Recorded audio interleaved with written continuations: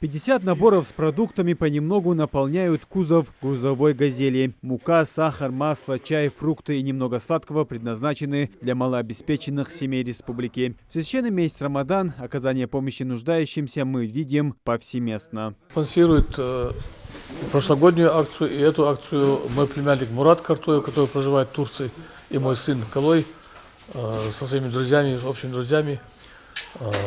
И есть еще друг Элькам Ердл, турок, который тоже неравнодушен к нашему народу, неравнодушен относится к нашему народу, очень помогает, очень сильно помогает нашим соотечественникам здесь вот вместе с моими племянниками, с моим сыном и с остальными друзьями. Ну вот все наборы загружены, и машина отправляется к своим адресатам. Первыми помощь получают жители сельского поселения Нестеровское. Хадишат Катиева одна воспитывает двоих сыновей 10 и 12 лет. Женщина работает в сельской школе и кое-как пытается содержать семью, но денег не хватает. Живет семья в съемном доме.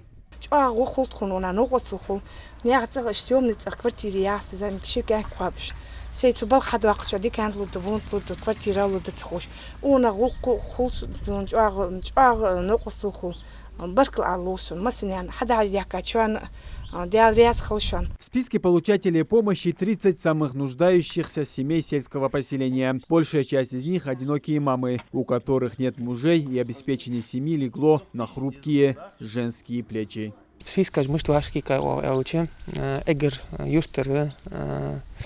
Да, на то вот же боже наха или же масала да могу жвать же там хади могу жвать сага шмотиги же список общий то юртер боже бар степени кабо кигинах вашка дагадяна шмотиги айрох список же шост сага общий ужвар. Еще одна семья, которая получила помощь, это Хамзатовы. В доме живут только одни женщины. И снова обеспечение семьи – их обязанность. Сар дуэл швезндел уктел ашмел луштек кумархи беш бет дукнахан годо из дамел качет сонх мо сискл мел качен огмархи батаял хикбу мел хикбу дал обул сар дуэл шу тишми